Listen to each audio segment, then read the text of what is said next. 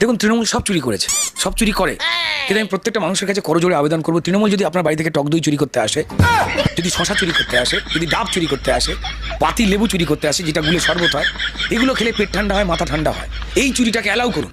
আমরা ভারতীয় জনতা পার্টির কর্মীরা আমরা চাঁদা তুলছি যে ওদের কাছে চুরি করতে হবে না, আমরা পাঠিয়ে দিচ্ছি, এগুলো খান, মাথা ঠান্ডা করুন। আজে বাজে বকছে, খিস্তি গালাগাল করে ফেলছে তৃণমূল নেত্রী স্বয়ং, মুখ্যমন্ত্রী সেজে দাঁড়িয়ে খিস্তি দিচ্ছেন। বলো তোমার 7 টাকা বাড়ানোর দরকার নেই, বলো তোমার 7 টাকা বাড়ানোর দরকার নেই। লোগো থাকবে, সালামি না খেতে পেয়ে মরে যাবো, সালামি না খেতে পেয়ে মরে যাবো। কার ছেলে আমি জানি না, সব মমতার ছেলে। আমার নাটক করার কি আছে? মমতার অনুপ্রেরণা না হলে মন্ত্রীর বাচ্চা হয়, ছেলে হয়, মেয়ে হয়, পিঁপড়ে ডিম পারে না, মন্ত্রী বাচ্চা বেড়ে দিল। দেখো বোঝো অবস্থা। নিজেদের লোকজনকে চাপবার জন্য পশ্চিমবঙ্গের সম্মানীয় মুখ্যমন্ত্রী তিনি বলছেন ফাঁসিতে লুকিয়ে দাও, তার আদরণীয় ভাইপো বলছে যে হ্যাঁ গুলি করে মেরে দাও। এটা কি আইন?